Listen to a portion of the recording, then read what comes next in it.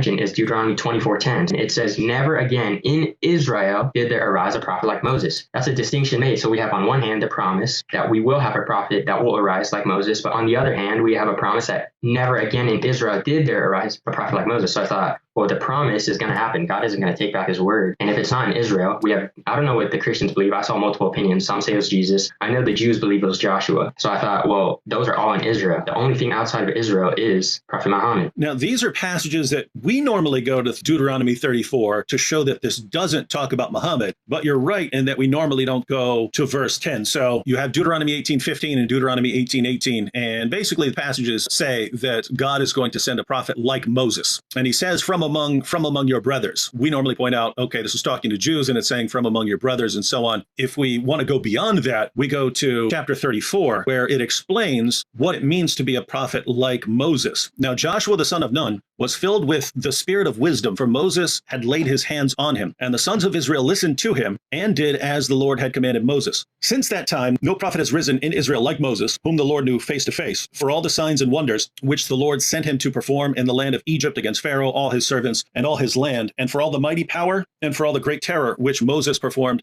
in the sight of all Israel. So since that time, no prophet has risen in Israel like Moses. And it sounds like you're interpreting this as no one who's from Israel could ever fulfill this. But if you look at this, Deuteronomy is written by Moses, and yet this ending is clearly put on afterwards. But I mean, I would interpret this to mean, hey, since that time, up until now, when we're putting the ending on the book of Deuteronomy, no prophet has risen like Moses, which, I mean, this would at least be 1000 BC, but probably 1400 BC or so. So a person is familiar with the events going up to the time of Joshua. What often goes unnoticed, especially in many Muslim readings or even among some critical interpreters, is the linguistic structure of Deuteronomy 18:15.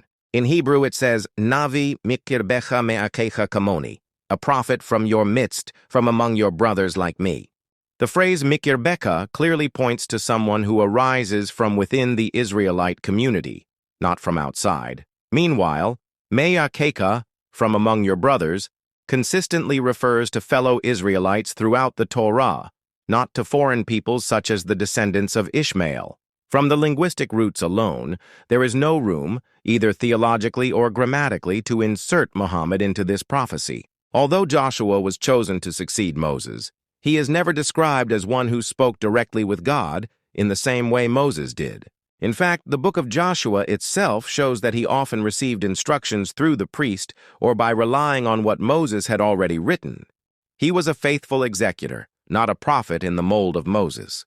Thus, when Deuteronomy 34:10 says no prophet like Moses ever arose again, that sentence was written after Joshua had already begun his leadership, implicitly excluding him as the fulfillment of Deuteronomy 18. The prophecy in Deuteronomy 18 was not pointing to an administrative figure like Joshua.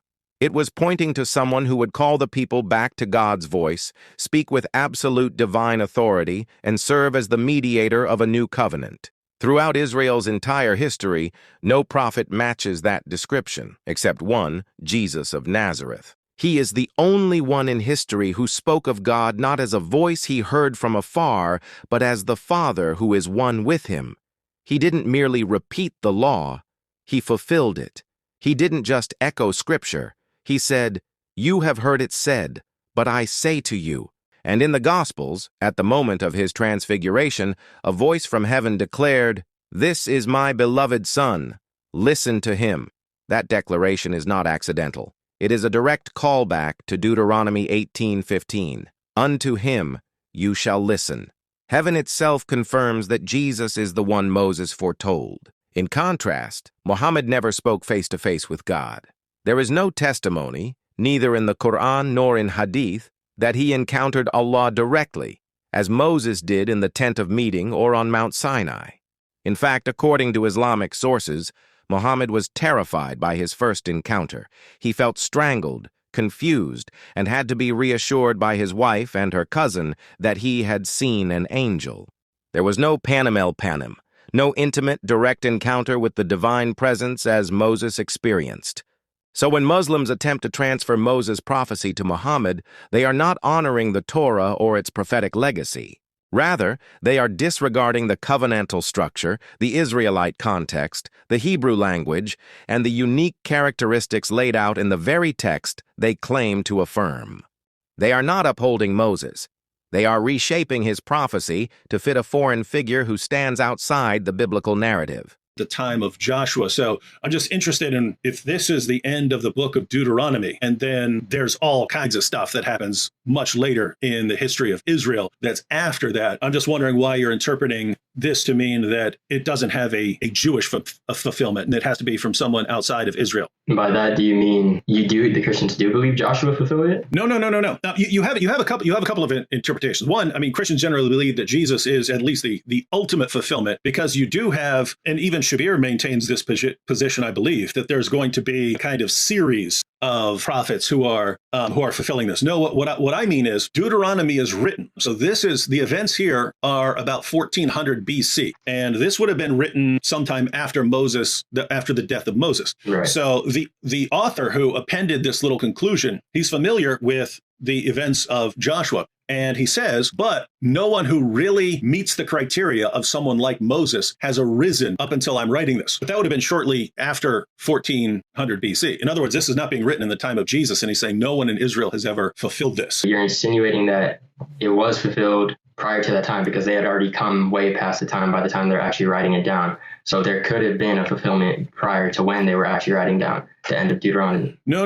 I'm saying, okay, so let's suppose Moses dies, and let's suppose this ending is added on 20 or 30 years later, or something like that. Mm-hmm. Even if he says, hey, this prophecy has not been fulfilled as of this time, that's very different from saying, therefore, no one for the next 14 centuries of Israel is a fulfillment of that prophecy. So this is a side issue from whether Jesus is the fulfillment of this prophecy. It's just that this isn't saying that no one's going to fulfill this prophecy in Israel. He's just saying, hey, here I am. I'm here in 1400 BC, and since that time, no one has fulfilled that prophecy. So that kind of leaves it open whether someone for the next 1500 years is the fulfillment of it. And I see what you're saying. Yeah. So the question is, why would this mean that someone from outside of Israel would be the fulfillment of this prophecy? Well, I guess you are right in that. And that is a good way of looking at it, that they were writing never again up to that time. I know you mean now. You could be right. I'll have to look into that.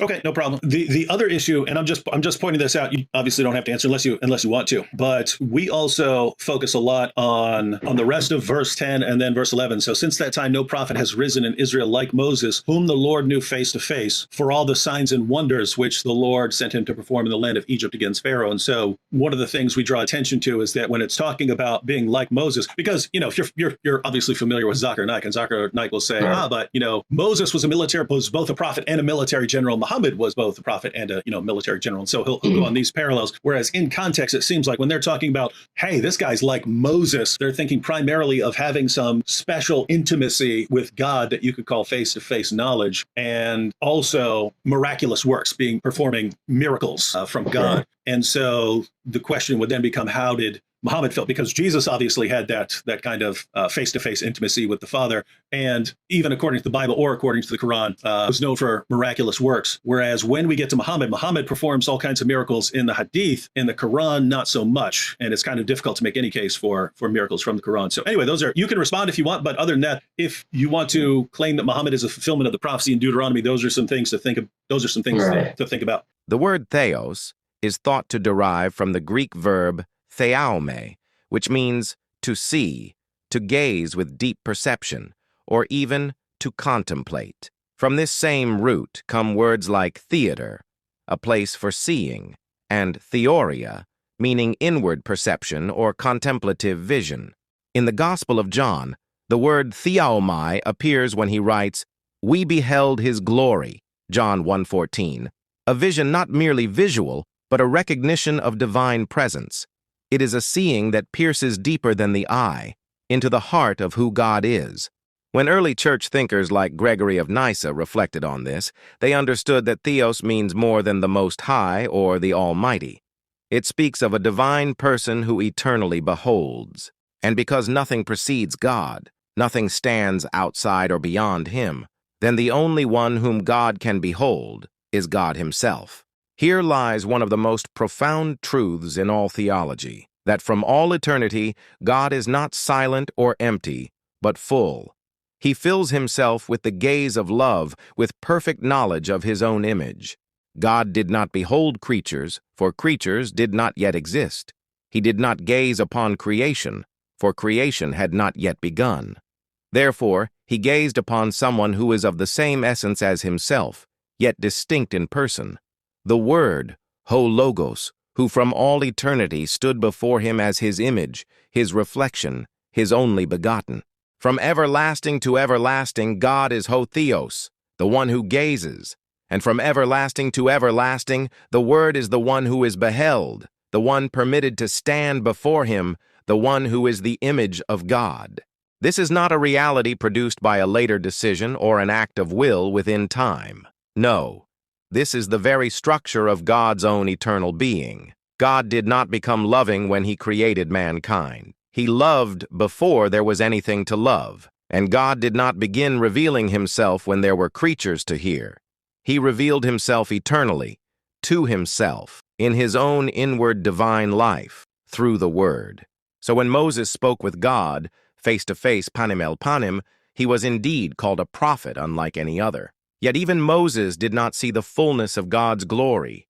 He saw only God's back, heard only his voice through the veil of cloud.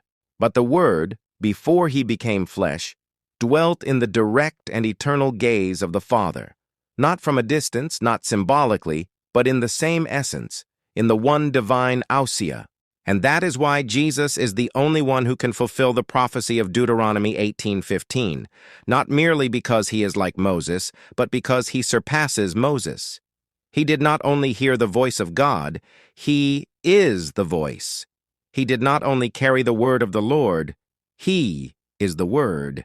And he did not just stand before God in a fleeting moment, but has existed in the gaze of God from all eternity and into eternity. Therefore, when we see Jesus, we see the one who has seen God.